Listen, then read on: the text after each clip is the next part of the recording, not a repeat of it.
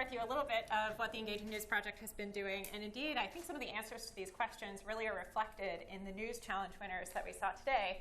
So when posed with the question, how can news organizations innovate to improve public engagement, I have 3 answers. For this time in the afternoon, I think that's good, right? 3 answers.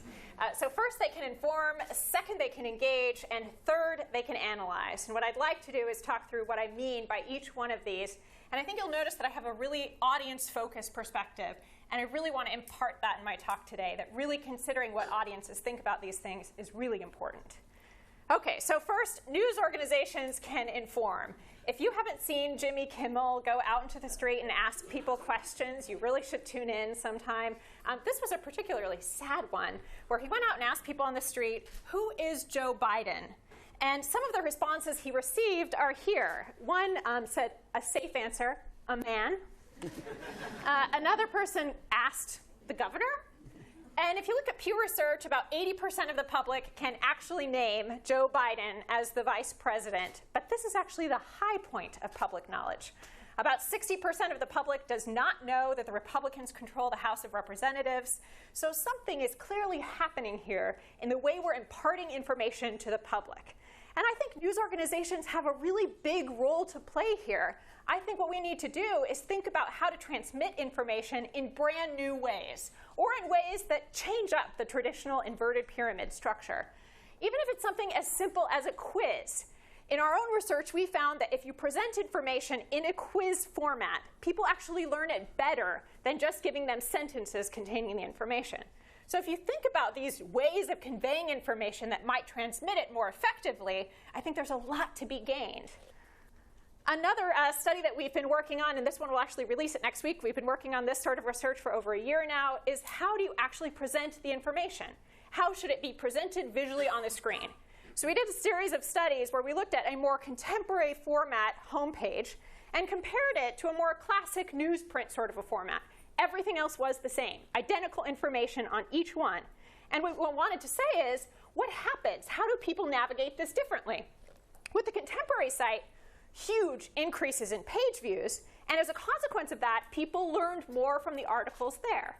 So if we think more about how the layout works, even if the informational content is absolutely identical, this makes a difference. And so I think news organizations, and even more broadly, any organization, should really be thinking about how they're putting material on a page in order to inform people better. OK, next one, news organizations can engage. If we look at the statistics about engagement, as we've heard throughout the day today, there is some dismal news. About 60% of the public is turning out to vote. If we look at other engagement features, only 10% of Americans are contacting elected officials. You see others up here. What can news organizations do when we're thinking about engaging? Well, I think news organizations actually do a lot to try to engage the public, and I think they could do it better. Some examples. So right now, comment sections are pretty much the norm on news organization websites. And if you've ever been to them, it's not exactly this place where you're like, oh, I can't wait to hear what my community has to say to me. So let's think about ways to reshape comment sections and rethink it so we give people a platform for engagement that could then turn into other engagement opportunities later on. So we tested a very simple change. What happens if we give them 3 columns instead of 1, and they're able to put their comment into a favor, into an oppose, or into a I have questions column? By doing this, we were able to increase significantly the percentage of people that actually commented, thus increasing engagement. Another.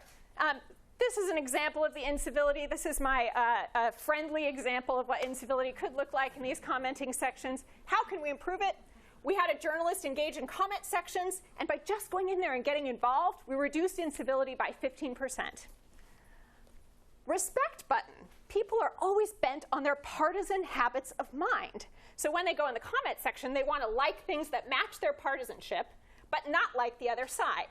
So what if instead of the word like, we used the word respect? So we did a study on this, and here's what we found. When you use respect, it doesn't happen all the time, but when it does have an effect, it leads partisans to be able to appreciate a different point of view. A Democrat is willing to respect a Republican comment that they wouldn't otherwise like. Final point here, news organizations can analyze. There's so much data that news organizations have right now. And basically what it's being used for is to identify which articles are getting the most page views. But there's so much more that could be done. why not look across a whole bunch of different headlines, A/B test them, find out which headlines about politics work better than others, and then generalize how to make politics more viral by testing all those headlines. Very, very, very few news organizations are doing that. And beyond that, why don't we go beyond the page view to really ask how can we inform and engage the public? This is something that not all news organizations have the funding to do, but that's why organizations like Engaging News Project are here to try to help identify these things. So in sum, by trying out new ideas and analyzing what works, news organizations can help to inform and engage the public. Thanks so much.